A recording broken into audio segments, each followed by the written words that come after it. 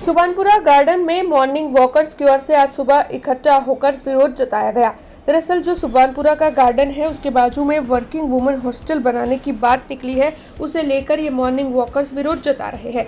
Morning walkers और स्थानीयों ने मिलकर वहां पर सूत्रोच्चार करते हुए इस मामले में विरोध जताया है।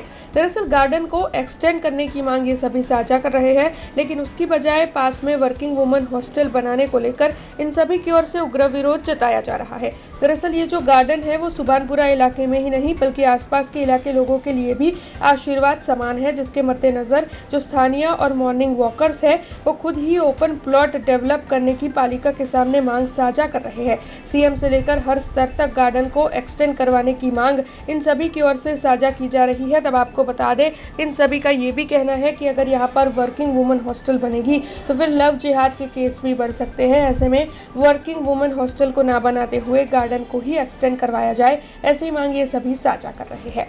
मतलब એટલું જ છે કે જે ગાર્ડનમાં સુવિધાઓ વધારો, આ તો તમે બાજુમાં ન્યુસન્સ જ લાવી રહ્યો છો. વુમન્સ હોસ્ટેલ એટલે ન્યુસન્સ જ કહેવાય, તમે કશું રોકી નહીં શકો ત્યાં આગળ. વુમન્સ હા ના એ ન્યુસન્સ જ આવશે, એક જાતનું ન્યુસન્સ જ આવશે.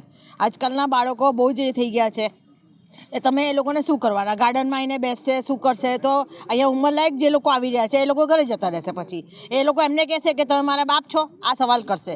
જો બાળકો પોતાના જ બાળકો ગાંઠતા નથી તો તમે બીજાના બાળકોને કંઈ કહી શકવાના નથી. એટલે એક જાતનું ન્યુસન્સ આવી રહ્યું છે. ગાર્ડન મોટો કરો એ વધારે સારી વસ્તુ છે, પણ ના કરો તો કંઈ નહીં, પણ આવું તો ના જ લાવો.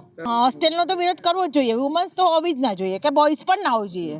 ગાર્ડન મોટો કરો, કંઈક એવી એક્ટિવિટી કરો કે અહીંયા જે બુઝુર્ગ લોકો આવે છે જેને કંઈક કરી શકે, જેમને ઘરે કંટાળો આવતો હોય એ લોકો કરે છે. અહીંયા જગ્યા ઓછી પડે છે, સાંજે બહુ જ પ્રોબ્લેમ થાય છે, અને આજુબાજુમાં પણ ગંદકી છે. એનો સુધારો કરો તમે. આ ગાર્ડન જ્યારે બન્યું ત્યારે લગભગ મોટામાં મોટું ગાર્ડન હતું. અત્યારની હાલતમાં જોવા જઈએ તો સૌથી વધારે ફૂટફોલ અહીંયા છે. 10,000 થી 12,000 પબ્લિક રોજ આવતી હશે. અહીંયા આજુબાજુના વિસ્તારમાં બીજું government offices like GST Bhavan, public health centre, ward office, આ બધાનો ફૂટફોલ પણ ઓલરેડી છે. આ રોડ એટલો સાંકડો છે કે ટ્રાફિક આખો વખત ફસાયેલું હોય છે. અમે ઘણી વખત એમ્બ્યુલન્સના પણ પ્રોબ્લેમ્સ અહીંયા આગળ ફેસ કર્યા છે કે એમ્બ્યુલન્સને પણ રસ્તો મળતો નથી હોતો. અમે વર્ષોથી અહીંયા માંગી રહ્યા છે કે બાજુમાં એક ગ્રાઉન્ડ છે જે ઉકરડો થઈ રહ્યો છે, કે ત્યાં આગળ તમે ગાર્ડન મોટું કરો. પણ ગાર્ડન એટલે અત્યાર સુધી એસએસસી બોર્ડવાળાનું ગ્રાઉન્ડ છે એવું કહેવામાં આવતું હતું, અને ઓલ ઓફ અ સડન અત્યારે એમ ખબર પડે છે કે વુમન્સ હોસ્ટેલ બનશે. હવે વુમન્સ હોસ્ટેલ ઓલરેડી આપણી પાસે બરોડામાં છે, જે ઉપયોગ નથી થઈ રહ્યા સપોઝ, અને જો બનાવવી જ હોય તો બીજા વૈકલ્પિક ગ્રાઉન્ડ્સ બધા છે આપણી પાસે અહીંયા આજુબાજુમાં, જે મેઇન રોડ છે જ્યાં વુમન્સ હોસ્ટેલને ડાયરેક્ટલી બસ ને એ બધી સુવિધા ડાયરેક્ટલી મળે.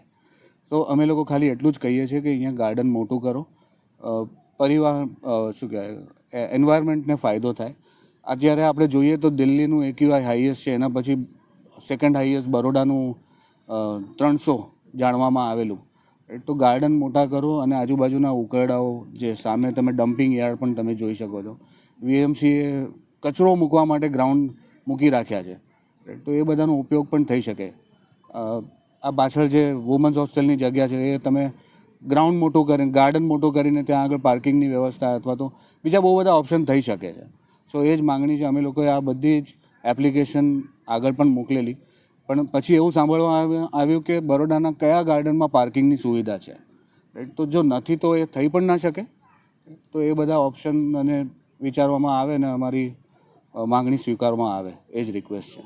हमसे जुड़े रहने के लिए हमारे YouTube चैनल को सब्सक्राइब करें और नई वीडियो की नोटिफिकेशन के लिए बेल आइकॉन को दबाएं।